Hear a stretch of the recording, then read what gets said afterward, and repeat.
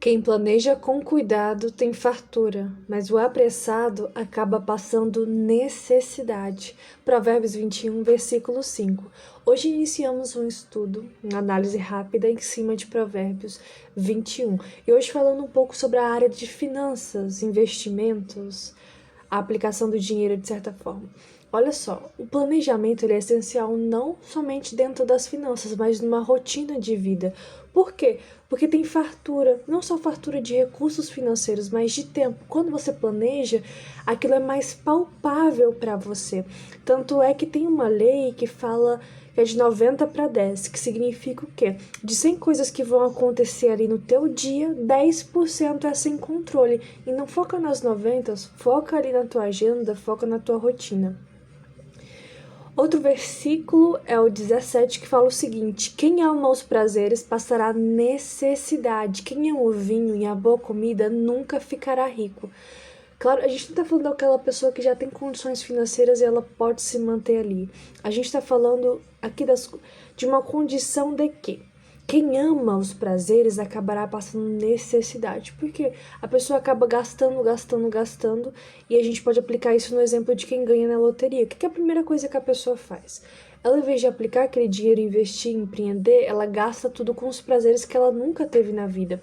Inclusive, esse é um grande problema das pessoas que enriquecem do nada. Primeiro porque elas não passam pelo processo mental, emocional, e aí elas acabam gastando em excesso como uma forma também de escape. O versículo 20 fala o seguinte: o homem sensato ele tem o suficiente para viver na riqueza e na fartura, mas o insensato não, porque gasta tudo o que ganha.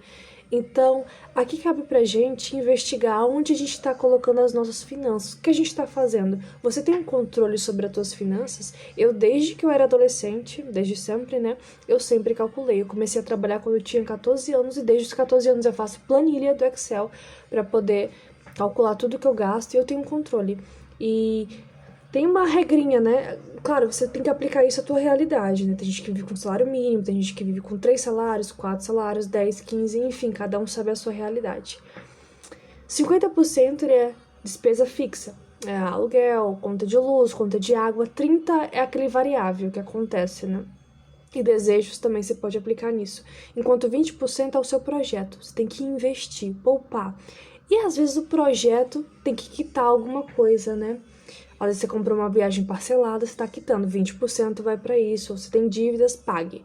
Nunca fique com dívida. Cara, eu não fico com meu... Na verdade, a única vez que eu fiquei com meu nome sujo foi quando eu me mudei de um aluguel lá no Goiás e o condomínio não tirou meu nome da conta. E eu fiquei sabendo depois que eu fiquei devendo R$ 20.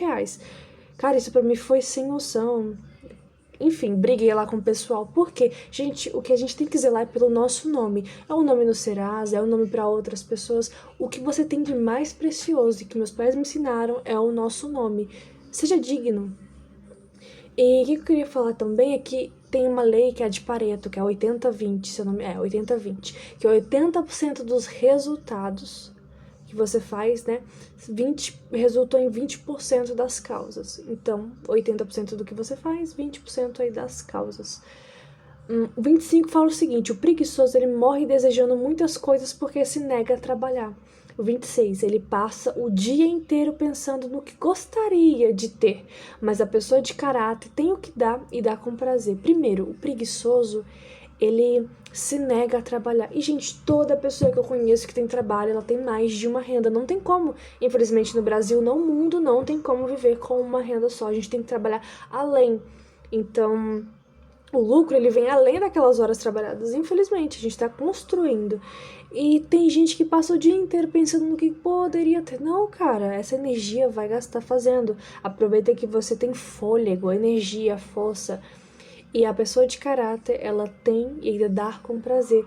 E aí a gente finaliza então voltando lá no versículo 13, que fala o seguinte: quem recusar ouvir o grito do pobre também gritará e não será ouvido. Porque na palavra de Deus fala, né? Quem é misericordioso terá a misericórdia de Deus. E se você tem a oportunidade de fazer o bem para alguém e não faz, tá pecando. Ah, mas eu não tenho condições. Cara, R$ 1 na rua faz a diferença na vida de alguém. Então a gente tem a oportunidade sim de ajudar, claro. E é isso a palavra de hoje, falando um pouco sobre finanças, investimentos e que Deus nos ajude. Gente, o inimigo de Deus não é o diabo, tá? Pelo amor de Deus. O inimigo de Deus é o dinheiro. Tanto é que ele fala, tem gente que serve a Deus e tem gente que serve ao dinheiro. Por favor, gente, Deus em primeiro lugar, e que o dinheiro não seja o seu senhor, mas que vocês tenha poderio sobre ele para usar para o seu bem, para o bem de outras pessoas e, claro, para o reino de Deus. A questão do dízimo, enfim, não vou entrar nisso. Mas, enfim, ótima semana.